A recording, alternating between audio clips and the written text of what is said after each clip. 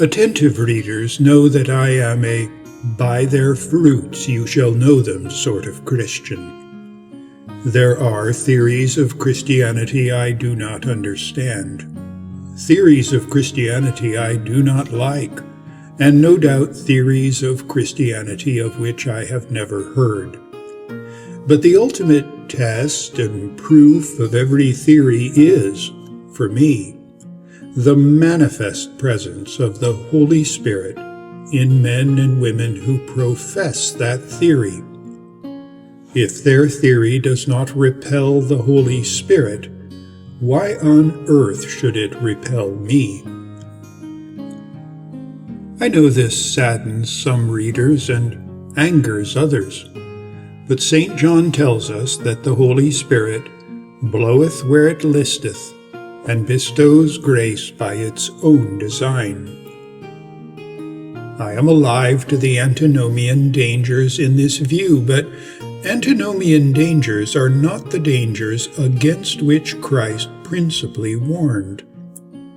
He principally warned against hollow religion, against doting on the outer shell and neglecting the beating heart within. I don't say this to start a sectarian quarrel, only to introduce a pregnant passage from the diary of Albert J. Nock, who was an Episcopalian with an idiosyncratic but authentic faith. Nock's point is St. Paul's point that doctrine is not faith, erudition is not hope, and eloquence is not charity. Doctrine, erudition, and eloquence are all very fine things, but they are the shell and not the substance, the form and not the content, the clothing and not the man. I really learned what this means when I played on a softball team many years ago. I had a teammate who knew every trivial fact that a man could know about the history, theory, and rules of softball. But this expert could not play softball and did not understand the point of playing softball. He was, so far as softball is concerned, a hollow man.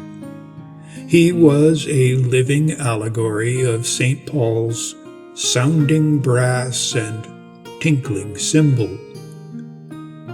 The great truth that Nock records in his diary is that a man cannot receive the Spirit from a trivia master who knows everything about the Holy Spirit, but has never known the Holy Spirit itself.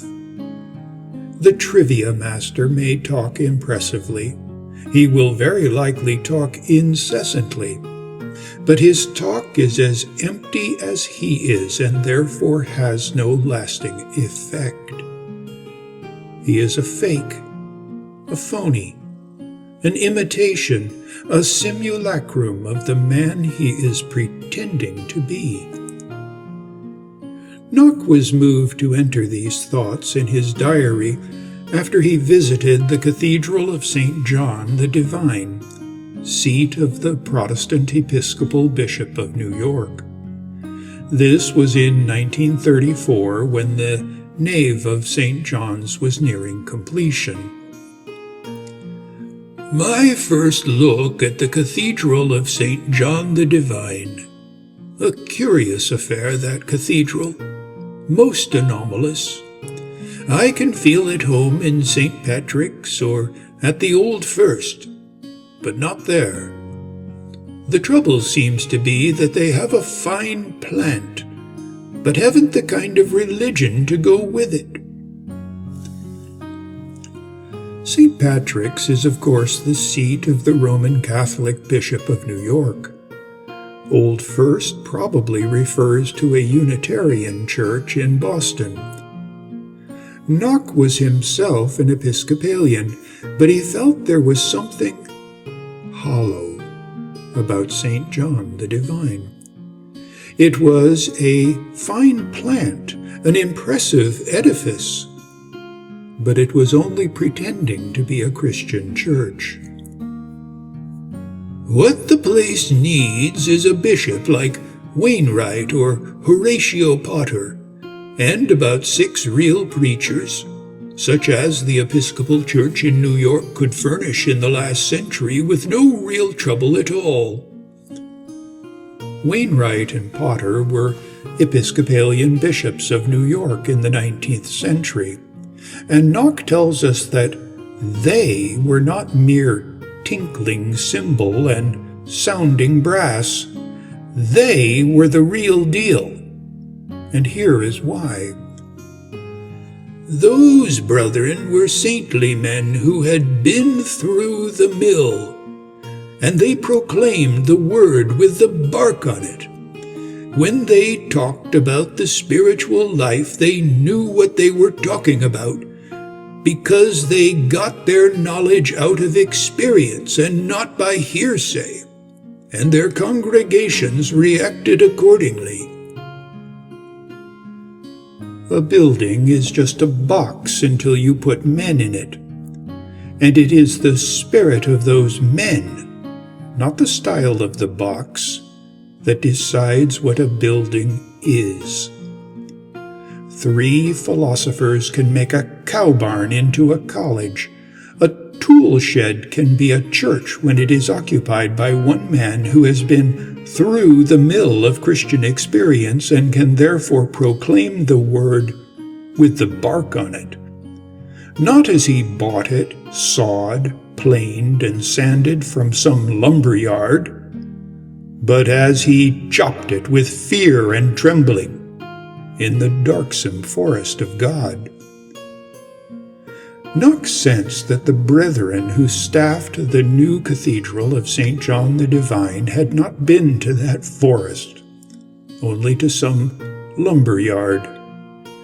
They no doubt knew a great deal of erudite trivia about God, just as geographers know a great deal of erudite trivia about a country they have never seen. They knew God by hearsay. They had attended lectures, studied books, and passed exams. But they had not been through the mill and did not know God. In 1934, fair-minded Knock said that the Holy Spirit was blowing in other quarters of Christendom. The Paulists and the Jesuits can furnish that kind right now. Right now, in 1934. But not forever, because the Holy Spirit bloweth where it listeth. Knock then inserts a beautiful passage from the 18th century Anglican mystic William Law. William Law hit off that kind of man perfectly in his answer to Dr. Trapp's discourse, when he said of the so-called mystical writers, "They were deeply learned in all the mysteries of the kingdom of God, not through the use of lexicons or meditating upon critics, but because they had passed from death unto life." The men Law praises spoke of a land they had seen with their own eyes, described a spiritual ordeal their own souls had suffered. They did not peddle a religion they had learned in lecture halls and libraries. One day later, Knock returned to the question and wrote in his diary, "Communicating a sense of practical religion is like communicating measles. You have to have it before you can give it to anybody. You may talk and write about measles as long as you live, but if you haven't got it, nobody will catch it. If someone asked me how to get a sense of practical religion, I would tell him to look up a man who had it, and not one who knew about it." Precisely. My old teammate could talk and write about softball as long as he lived, but could not in a million years communicate a sense of what it means to play the game. Expertise is not a substitute for experience. Erudite trivia is not the thing to which the erudite trivia pertains. 2 days after visiting St. John the Divine, Knock returned one last time to the question, and makes a striking suggestion that it is very American to make shells without substance, and then to boast about the size, the style, and most especially the costliness of the shell. We might call this the American shell game. Still musing on that extraordinary cathedral. What an incredible affair it is. What a conspicuous example of the American way of dealing with everything that lies in the realm of the spirit, every spiritual activity. That is the way we deal with education, art, music, literature, what you will, with no consciousness whatever that the traffic in spiritual commodities is purely an affair of men who have made such commodities to distribute. Our cathedrals, colleges, universities, etc., are simply so many magnificent steamships that do not carry an ounce of freight. The whole proper business of these concerns is a matter of men, but apparently no one has any idea that it is such. And therefore we see what sort of sense of spiritual values it is that prevails among us, and what sort of men we have set to interpret these values. Plato's Academy met in an olive grove just outside the walls of Athens. It was the men who met in that grove that made the grove an academy. The grove did not make academics out of the men. More than 2,000 years later, Americans built bucolic college campuses as physical imitations of that olive grove. They did so at great cost. They did so in the vain and very American belief that one can make a college out of bricks, colonnades, leaded windows, and trees.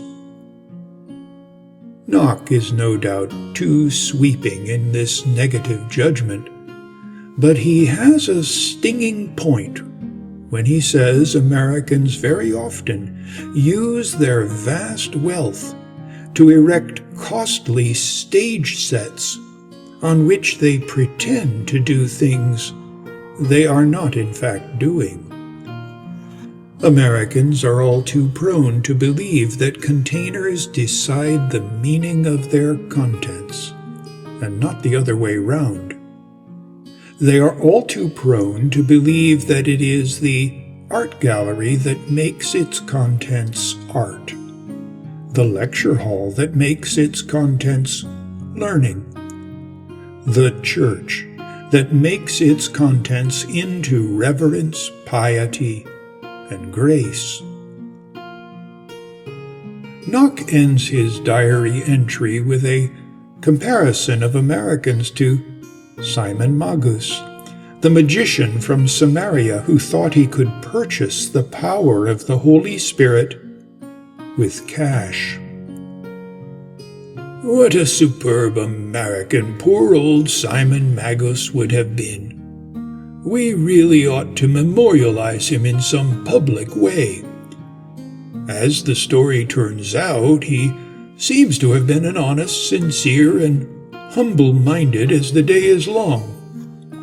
But he simply had not the faintest notion of what it was the apostle was talking about, or of the type of action that it indicated for him. It is from the name Simus Magus that we have the name simony, which is sale of things of the Spirit for cash. Strictly speaking, simony is impossible. No man can purchase things of the Spirit, because such things cannot be had for money. Things of the Spirit can only be won with struggle and pain, with what St. Paul called fear and trembling, with a personal journey, axe in hand, to the darksome forest of God. Everything else is just a mountebank's shell game, a swindle, and a fraud.